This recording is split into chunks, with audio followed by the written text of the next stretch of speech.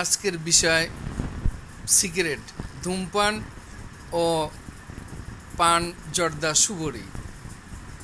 আমাদের অনেক ভাই আছেন, তারা পরহেজগার হিসেবে পরিচিত, কিন্তু তারা ধূমপায়ী।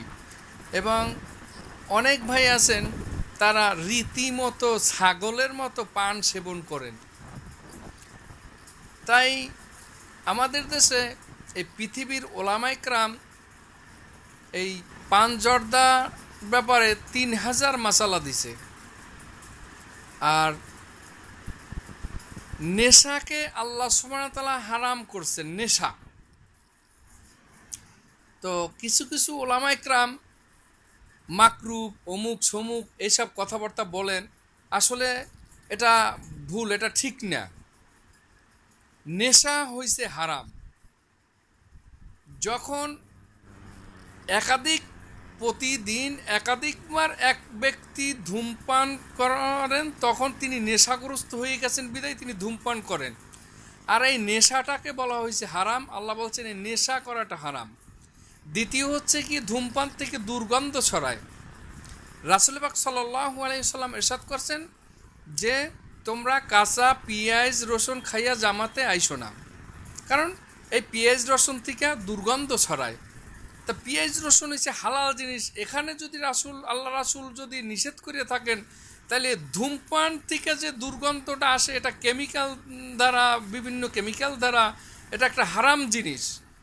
আর এটা হারাম না হোক, এই প্রক্রিয়াটা হারাম। আপনি যেইভাবে কন্টিনিউ রীতিমতো সেবন করতেছেন, এই প্রক্রিয়াটা হচ্ছে নেশা।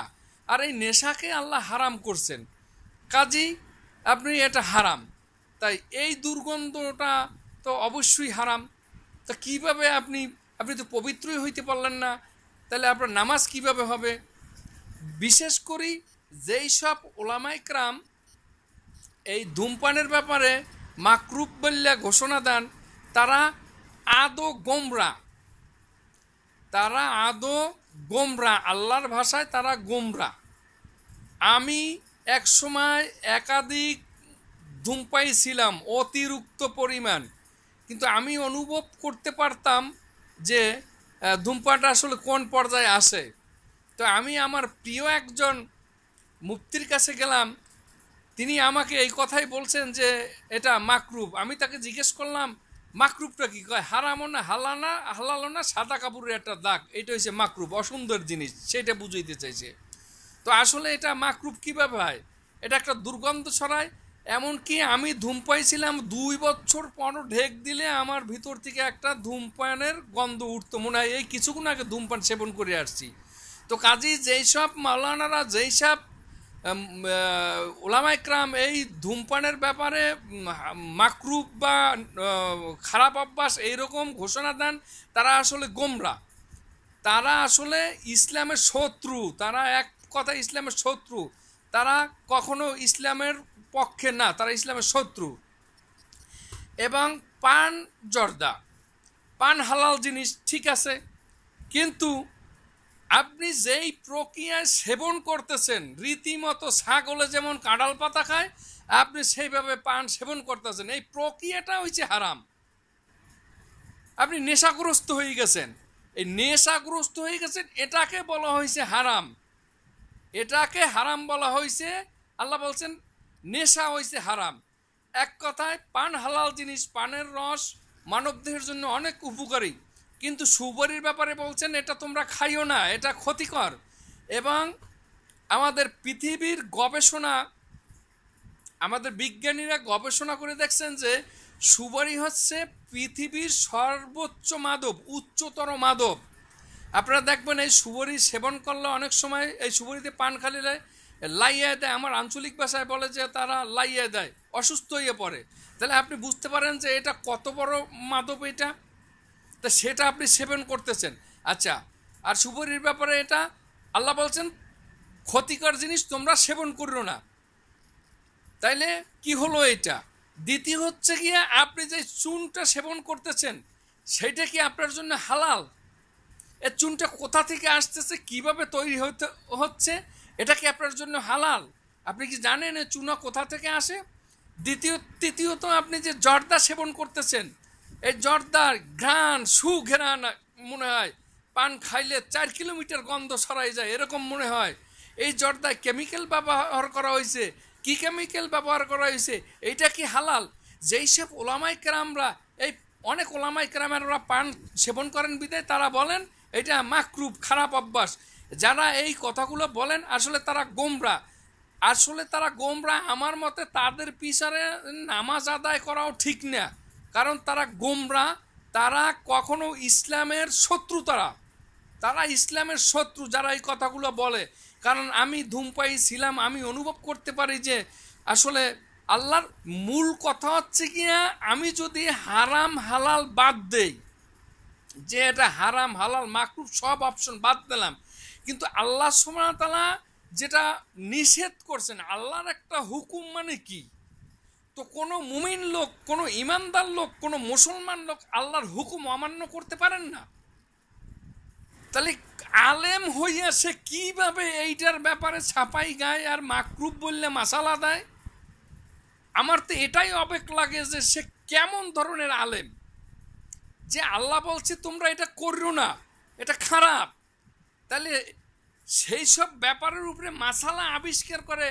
আসলে সেই সব আলেমরা ইসলামের জন্য শত্রু, তাদের পিছনে নামাজ পড়াও ঠিক না।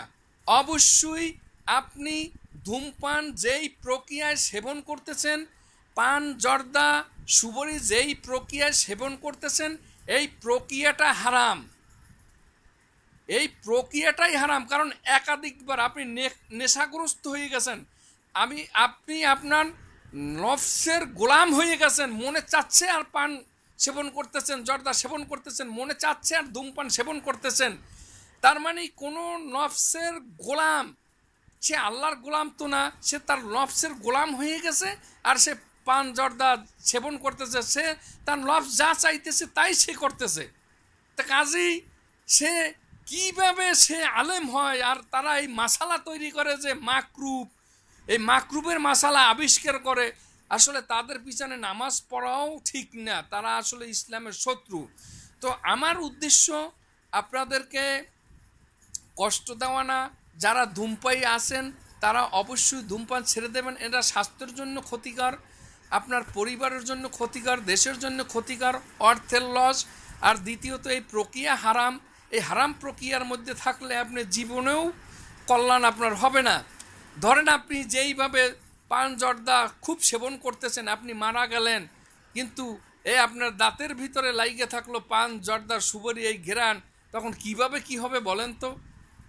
মুখ থেকে দুর্গন্ধ ছড়াইতেছে, আপনার কিভাবে কি হবে বলেন তো?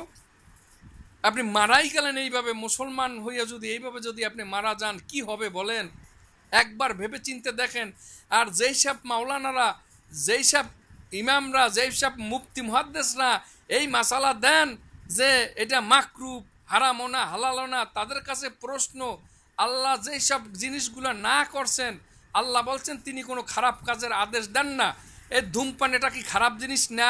পান জর্দা সেবন করা এটা কি খারাপ জিনিস না?